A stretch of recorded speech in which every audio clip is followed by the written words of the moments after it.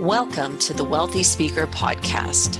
This is the podcast dedicated to people who want to speak more as a way to build their income and grow their business.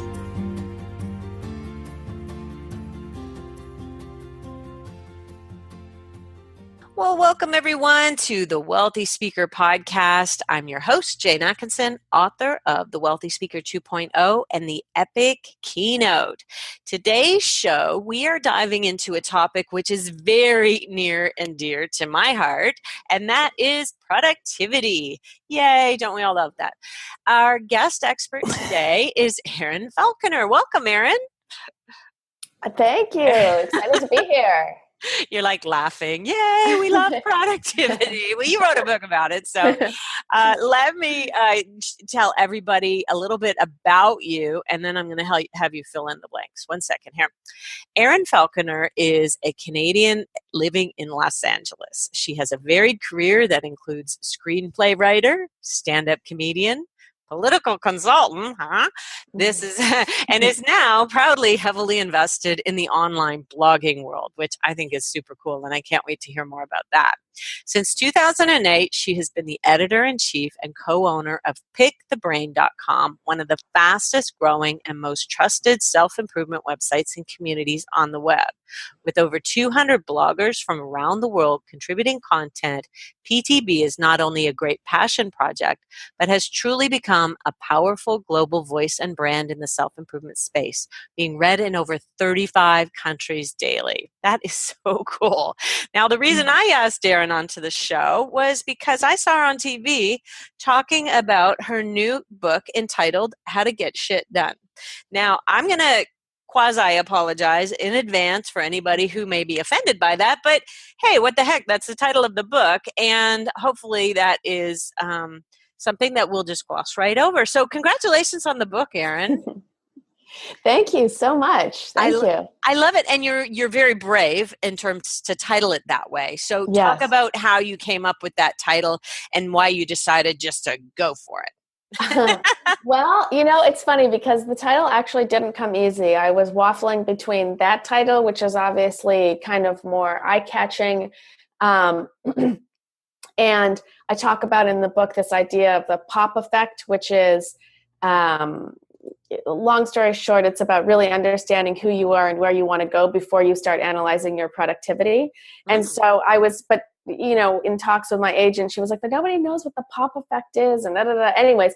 So I kind of like the title, as I said, because it jumps off the page, but it also, when you get to reading the book, you see, people think that this idea of how to get shit done is about getting more done, and actually this entire book is about how to get less done, in a way, get more done by doing less. And so, so I don't know.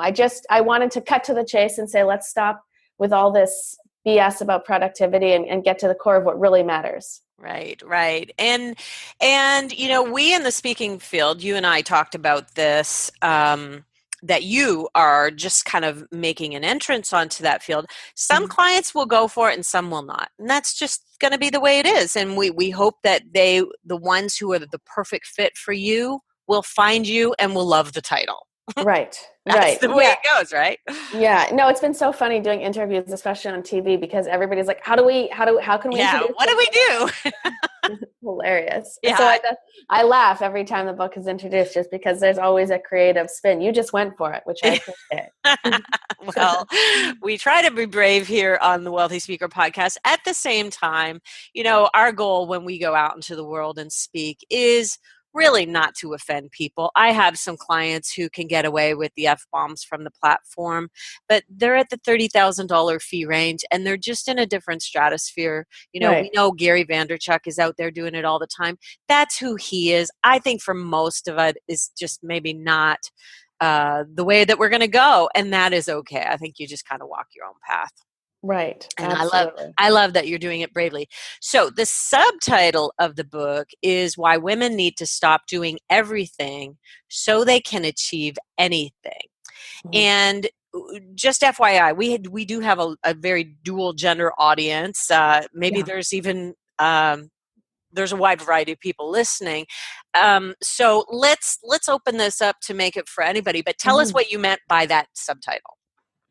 Well, yeah. So first of all, it's funny because I moved to Los Angeles I'm talking to everybody here now from Los Angeles, but I am Canadian, about 10 years ago. And when I moved here, I had these big dreams that I was going to, be a very active player in the entertainment industry, writing scripts and stuff. And long story short, I ended up hitting a brick wall fast because I came down here with no plan, ended up kind of in the fetal position on my bathroom floor crying, saying, my house was being foreclosed upon. I had no car. My visa was about to be up and I was going to have to go to Canada to, basically retreat back to Canada. The total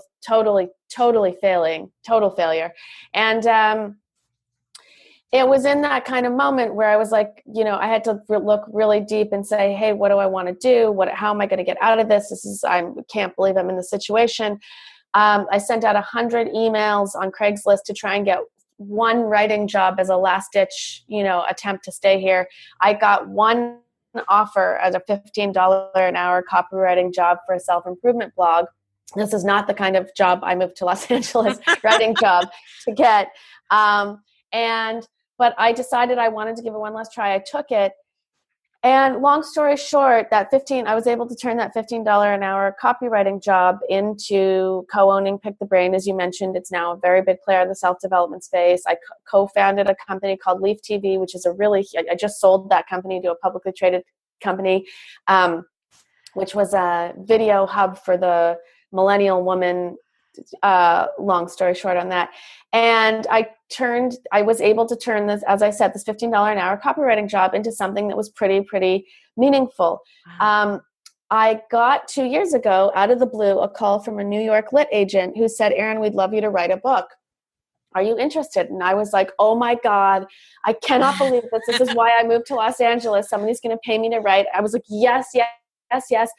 What do you want the book to be about? And she said, well, we'd like it to be about you. And I said, well, who would read that book? What are you, crazy? What do you mean? I can write this, I can write that. And they said, no, Erin, you've done this. Like everybody it just feels like it could be a really impactful book. So I got off the phone and I was legitimately shocked. I was totally baffled, And when I started to think about it, I was like, wow, I actually, in this very kind of short amount of time, 5 or 6 years, was able to turn this ship around in a really meaningful way. And I started to think, why haven't I recognized this? Why haven't I acknowledged this or appreciated it? And when I walked into my office the next morning, I looked around at all the women that I was working with, and it seemed to me that we were all suffering from the same kind of disease, where we're just going, and not stopping to appreciate or acknowledge anything. And at that rate, it felt like we're going to crash into a brick wall. There's no way we can sustain this. And so that was kind of the genesis for the book, is analyzing, how we got into this kind of tailspin in the first place. And I will say, the first half of the book is very focused on that, the female dynamic and kind of the history of women in the workplace and in the home. But the second part of the book can be used by anybody, men and women. They're all very practical, tactical strategies for being the most efficient you can be with your time tracking challenges, just how assessing who you're spending your time with, how you're spending your time to really get the most out of it. Mm. So as I said, so for the men in the audience, there is a real practical application on just understanding how to get the most out of every hour in your day, so that you don't lose your mind by the time you turn 50. I love it. So congratulations on your overnight, not so much success. Well, I wish it were overnight. I'd look a lot more glamorous right now. So how many years have you been, how many years was it since you took that not very well paying job until now? Like it's about, that was about 11 years ago. 11. Okay. So over a Yeah. decade. Yeah. And by the way, Simon and Schuster was the publisher, were they not? Yeah. Uh-huh, uh-huh. So Yeah. that is a super amazing publisher to get. And, uh, Yeah. it's funny that you say, you just really hadn't recognized all that you have accomplished. I forgot to mention it to you, but I have, a new book out called The Wealthy Speaker Daily Success Planner and Journal. And every Mm. morning we write down things that give us confidence. Yeah. And that's the kind of thing that you would be drawing on, well, I've written some books, I've done this, I've done that. And, Yes. you're constantly thinking about, what do I have going for me? Because I think it's so important to just stop and reflect. Totally.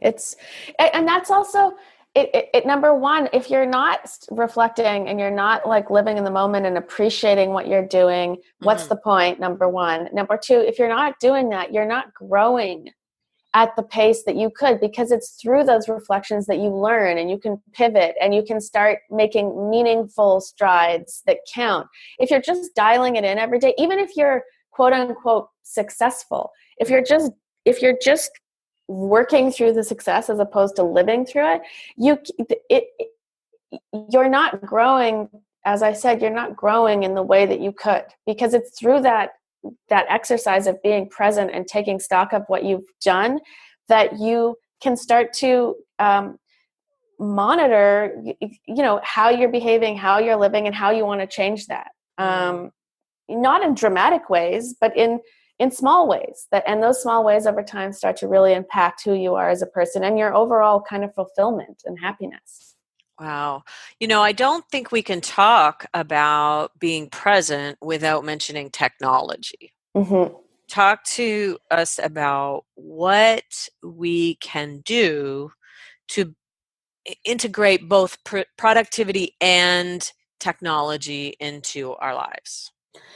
Yeah, so technology is a double-edged sword, in my opinion. It's the great, as I talk about this in the book, it's the great equalizer. Like the internet is the great kind of equalizer for women in the workplace, because it's taken away those traditional hierarchies, or at least reduced their importance. There's a lot more creative workspace available in terms of, there's a lot of flexibility about working hours, Mm-hmm. and just the jobs that themselves are being created are different, are a little bit different now. So that's all good stuff. And when you think about all of the productivity apps that are out there now, Mm-hmm. whether it's you can get your groceries delivered or ride sharing through the app, or you can have there's so many things that you can do to save yourself time. The problem is that we're freeing up more time to get more stuff done. Mm-hmm. And my opinion is that's where you're going to hit the wall, right? Is that you should be freeing up more time so that then you can live.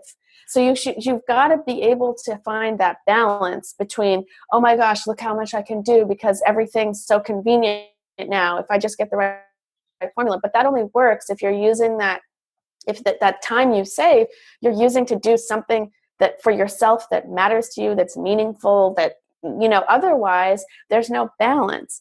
And especially it becomes kind of dangerous in the face of, speaking of technology, social media, where everybody has this perfect existence on Instagram and Facebook and Pinterest, and everybody's living their best life, but that's not true. And so you start to look at all of these things and feel worse and worse and worse about yourself, or you feel the need to create your own perfect lie and put up, it's fun to a certain extent, as long as you keep it as fun. But I know, at least I work in the digital world, so everybody is just obsessive about all these social platforms. Mm-hmm. And it becomes kind of what starts out as fun can become toxic.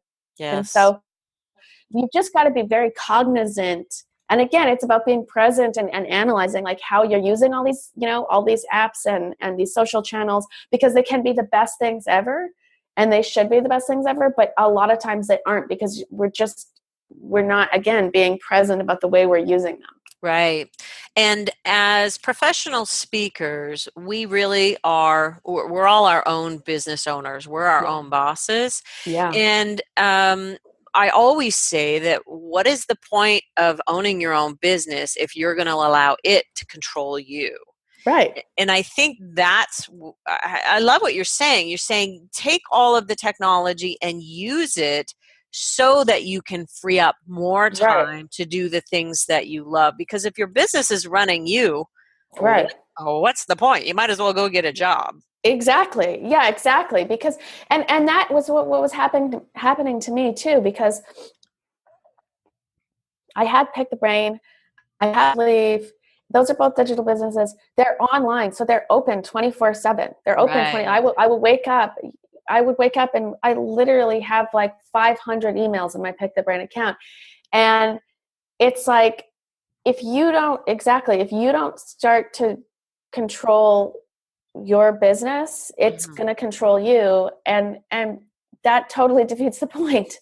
What's the point? So same thing with speakers. It's like you could be working around the clock, working on talk after talk, trying to get more talks, trying to market, trying to network, trying to Yeah. But at a certain point, it becomes the point of diminishing returns. Right. Right? Right. And you've got to be aware of what that point is, or else you start to lose.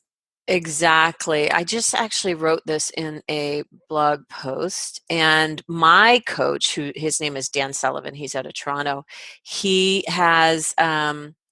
says, when you work all the time, your mind is filled up with complexity, and what happens is that the longer you go without a break, virtually everything becomes urgent. Because your mind, Right. right? You can Yeah. always get manic. And so Yeah.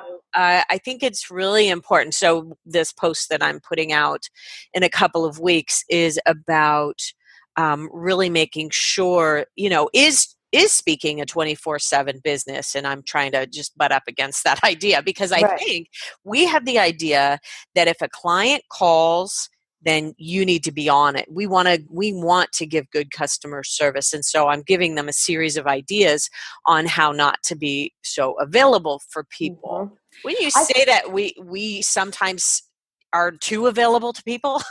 I would say we're um, almost all the time too available for people, honestly. And Mm, I think specifically are women like to say yes. They're scared to say no. I mm. feel like that's one of the strengths of men, is that, when I'm dealing with them, they're not afraid to say no as much, or they're not afraid to not pick up the phone if they're doing something else. I do feel like I think that, probably in my profession, we have a little bit of that with both genders, because people are afraid to say no to a paid event, even if it's right, not their full fee or because something like that. because you don't know when the next one is coming, Exactly. It's not yeah, all that different from living in LA with right. whatever profession that you might have there. I do Um, want to say something that you just talked about with your blog post, because I talk about this a little bit in the book. There's a study done by a great researcher called Ian McGilchrist, who has studied the left and the right part of the brain, the mm, right side of the brain and the right side of the brain. And the finding is the left is where all of the reason, kind of the tactile, the doing is, and mhm, the right is where the creativity is. And the more you fill up, the more you're using the left, the mm. more you silence the right. And so that means, unless you're taking moments to really have calm, you're the right side, the creative side of your brain, is becoming quieter and quieter and quieter and quieter. And especially for speakers, you want to be able to tap into that creativity as Yes. much as you can. That's your individual fingerprint. That's your individual voice. That's where the thing that's going to separate you from everybody else speaking Mhm. on the same topic is. That's what makes your talk more dynamic. And so the busier you are, the more the left is engaged, the left brain is engaged, the more silence the right is. And so it's so important to find that balance, because, as I said, the thing that makes you special is living in that right brain. And Gotcha. you need to be able to access that, so you can give the most compelling, dynamic talks, audience captivating talks that you can. Absolutely. So you mentioned that you would wake up to 500 emails. Do Mm-hmm. you have a hack for that? Like, what did you do to get out from under the emails? Well, I still get those amount of emails. I just don't stress about it. Do you, I know that there is going to be a certain amount of excuse me, emails that I don't get to. Well, you did talk about outsourcing though. Yes. So let's talk about what are some things that people can do Mhm. to kind of eliminate it all being on their shoulders. I love the idea of having, someone on the team go through the emails. That's Mhm. not going to be doable for everybody. Is there any kind of ideas around just dealing with all of that? Or maybe part of your idea is not dealing with it. Well, yeah, I mean, I think number one, to try not to get stressed out about it. But number two, so like I have with Pick the Brain, I'm a kind of a bit of a control freak. I've tried numerous times to work with assistants on various things, whether it's uploading content for me or going through these emails. And it's inevitably always come back to me having to do it. But what I have done is, for example, I can't stand grocery shopping. It makes me, Mhm. it's like one of the banes of my existence. I buy my time. I buy myself an extra hour of time because I have down in the United States, there's an app called Instacart. They deliver my groceries for me for Mhm. it's $5.95. Well, that $5.95 buys me an extra hour so that I can then go through these emails or upload more content to the blog or do whatever I want. So you've got to look. So as opposed to just saying, where can I find more time in the day out of my work schedule? You can Mhm. also say, look at it holistically and say and this is what I talk about in the book about really analyzing. I talk about a 7-day time challenge Mhm. where from the time you wake up in the morning till the time you go down to sleep, you write down everything you do for 7 days. And at the end of that 7 days, I think you'll be shocked to see how much time you're giving away to create, to do things for other people as opposed to for yourself. When you start to get a handle on how you're spending your time, you can start to get really creative. And this is the good thing about being self-employed. You do have a lot of, as speakers are mostly, you do have a lot of flexibility really on your working hours. And Mhm. so you can start to get really creative where you're saving time. And so like I do need to go through these emails, and that number 500 when I wake up in the morning is a daunting number, but it's less daunting when I know I don't have to do some of these other tasks which I deem terrible, because you know what I mean, because Yeah. I know I've got the extra time because I'm not doing the stuff that frustrates me and I don't like to do. So it's about looking at it, you know holistically, and really you need to be informed about how you're spending your time. And so that would be the first thing, is just really understand Right. how you're spending your time. I That's think the a lot starting of point. people are very unconscious about that. Yeah. And fortunately, about 5 years ago, when I first started with Dan Sullivan, he, started to teach us about time. And the very first thing I came home and told my husband, we need a wife. Yeah. Because and so we actually have That's Stacy, so funny. who is our wife, and she'll come in, she'll do the laundry, she'll clean the fridge if we want her to, she'll just do everything. And Right. I really, really appreciate that so very, very much, because it's not worth it. I mean, I could do it, but I won't do as good a job as she will do, and it's really worthwhile. That is money well spent. And I also do the groceries Right. too, where I order it online and then I get hubby to pick it up. So that Right. works out quite nicely. I do have an idea though for people on the email.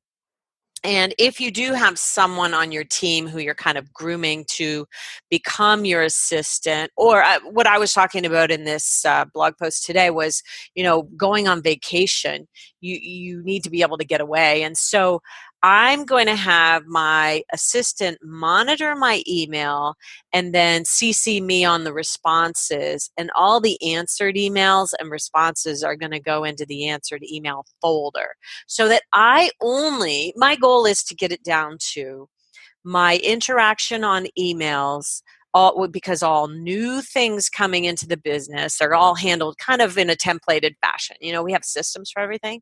Mm-hmm. So I'm gonna have it so that my email basket is really just clients. I'm dealing just with the clients, and that is kind of me operating in my core competency, so that I'm not doing all these other things that are really taking away a lot of time. Email can get Yeah. incredibly overwhelming, don't you Yeah. think? Oh God, because it never stops. You think It never stops. you think I just got this done, and you refresh and I've got like 3 more emails, and I'm like, Yeah. oh no, like, and that's the thing, you could just keep doing that all day long. Yeah, for sure. Let's talk about your POP posse. What does that mean? Okay. So I spend a lot of time talking, as we just heard here, about how you spend your time. And then the second part that I really talk about is who you're spending your time with. And that's kind of the pop posse, which is you really need to analyze the people can be so wonderful in holding you up and supporting you and helping you, and these super productive relationships.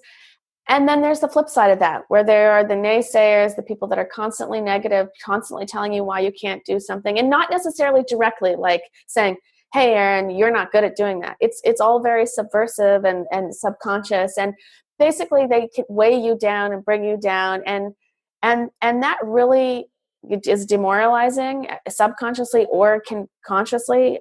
And it also takes your efficiency way down, because you're thinking, it pulls your energy down, right? When you're with somebody that makes you feel great and pumped up, all of a sudden you feel like you can take on the world. When you're with somebody that is womp womp, that's the way you walk away feeling. And that can affect you. But we don't analyze that, right? And it kind of feels like a harsh thing to do, but you have to take stock of the people that are in your life on a regular basis. And you have to start managing those people if you really want to get stuff done and feel good about it, right? Because, you are the company you keep. And so you have to be you have to be very, in my opinion, you have to be very vigilant about the people you're keeping closest. And people treat you the way you train them to treat you. Mm-hmm. You know what I mean? What you accept from people is what you are going to get and what you deserve to get. So you have to be conscious. Even if somebody is negative or making you feel negative, you got to look at it and say, maybe it's the behavior that I'm accepting. And if I would not accept this behavior, we could actually turn this around to be something really positive. Right. So it's just about critically analyzing who you're spending your time with as much as how you're spending your time. What's that saying about your success is directly related to the 5 people you spend the most time with? Something like that. Yeah. So important. And so important. I look at my posse. I have a really great group of friends and couples that we hang out with. And I've noticed that I'm really different with some. And I think it's because they expect me to be this one way. Yeah. And it's a good thing because they kind of expect the best from me. Best. And I think I rise up to that occasion. That's exactly what I'm talking about. Yeah, I love that. Yeah, it's analyzed. It's just being cognizant of that, because you want to have more of that in your life and less. I mean, how many times has your phone ring and you say that you see the number on the call display and you go, oh no, yeah, and you roll your eyes and your shoulders slump. It's like, well, be Yeah. conscious of that. Why, why is that? And do I want to invite more of that in my life, or do I want to try and minimize that? You know what I mean? I love it, because almost every day I look at my list of clients, because I do private coaching one-on-one, and I look at the list and I go, oh, good, oh, good, oh, good. Almost every day it's that. And if there's someone on there that's dreaded, there's a very good chance that we're going to break up with each other before we're finished anyway. Yeah. Okay, so, and what I'm getting from you is that we just really want to be conscious about who and how we're spending our time. Yeah, exactly. If you want to be truly productive and really have your energy intact, because that's a lot of people in self-improvement, self-development talk about happiness and fulfillment, and those are great things to strive for, but I find those to be very esoteric concepts, like very not tangible. I mean, what does happy mean? You know what I mean? But if I speak about my energy, at the end of the day, that's a very tangible thing. Either my energy is depleted, I'm feeling low energy, or I'm feeling pumped up, I'm feeling great, and I want to take on the world. that's a very good litmus test to see if you're going in the right direction. If there's a good balance in your life, in my opinion. And if your energy is constantly depleted, you've got to stop and take stock, because something's not right. Something's not aligned in your world. And the two biggest ways, in my opinion, to get to the bottom of it are to analyze how you're spending your time and who you're spending your time with. Okay. Now, is there anything that we haven't mentioned yet around avoiding burnout? Avoiding burnout. Well, I think the most important thing is just to understand, take the time up front to understand who you really are and what you really want, and be razor focused that everything that you're doing 90% of what you're doing in a day is geared towards moving those things that are important to you forward. And if you're spending more than 10% of your time on stuff that isn't moving those core values for you forward, you're going to burn out eventually. And that doesn't matter. I'm not talking about success. You could be making all the money in the world, but you're going to eventually hit a wall where you go, I'm not happy. I don't feel good. Yeah, I hear you. I had a client who wrote we do this vision, a perfect day in your life 5 years from now. And he wrote it all out. This is way back at the beginning of his career. He had just left his corporate job and was going out into the speaking world. And he wrote it all out. And I thought, really? This is all you want? Like, what about, where's all the rest? Where's all the fun? When are you enjoying spending all this money? Anyway, right. So he said that I beat him up, that his vision wasn't good enough, but it's true. He needed a little, sometimes I think we don't recognize we're so hyper focused on the goal, and the goal in this world is getting speaking engagements and getting a full calendar. So for him, it was 80 engagements a year. That was the goal. And there was just nothing else. He couldn't even see beyond the blind of that. So hyper focus. Well, what are some other things that we haven't mentioned yet that are important pieces to really getting as much done as you want to? So, I mean, again, I think the first step is really taking the time to understand. So many people email me on Pick the Brain and they're like, I don't know what's going on. I can't find any motivation. And I said, so what are you doing in life? And they describe what they're doing in life. And there's just absolutely no joy. There's no excitement. I said, well, I don't think you should be doing whatever career it is you're doing. And they always say, what are you talking about? I've spent 8 years. And I said, well, I think you shouldn't be doing that. The way you're talking about it, it doesn't feel like it lights you up at all. Anyways, so I can't underscore the importance of really understanding what you're doing.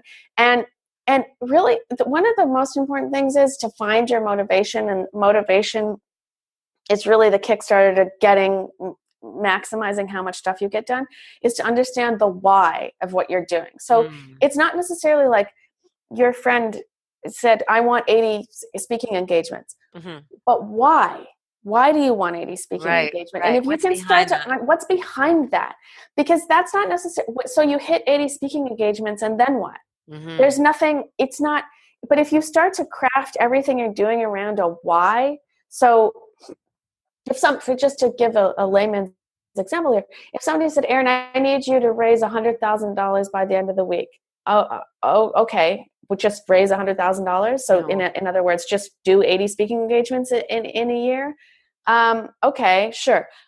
I'll try, I guess, you know what I mean? But if somebody said, Erin, I need you to raise $100,000 at the end of this week because my daughter has cancer and I don't have enough money to pay for that. Right. Okay, all of a sudden, okay, all cylinders are firing. There's a why. And at the end result, I raise $100,000 or I don't. But the why and how I get there and why it becomes important and it becomes meaningful to me. And there's a person or a place or a destination that I really want to get to from a passionate point of view. I care about this.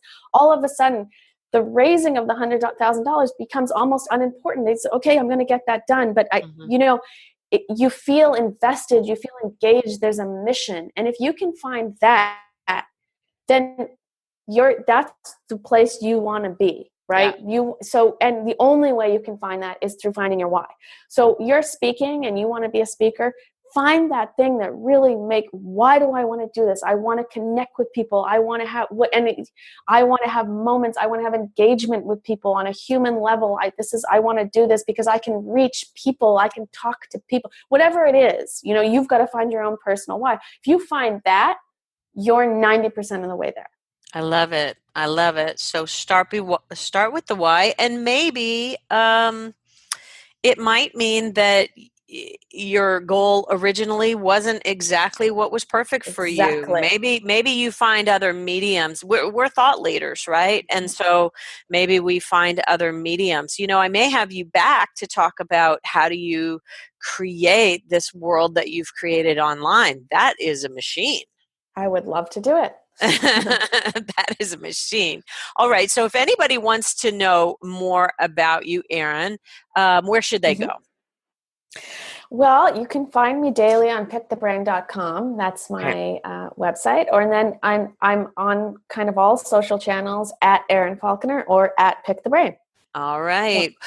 Well, Wealthy Speakers, thank you so much for tuning in today. If you enjoyed or appreciated this podcast episode, please leave us a rating, leave us a comment over at speakerlauncher.com on the podcast page so that we can share those back with Erin. And Erin, thank you so much for taking the time out of your hectic schedule to be with us today. I really appreciate it. My pleasure. Thank you so much for having me. What a great time. And with that, we will say, see you soon, Wealthy Speakers. Bye for now.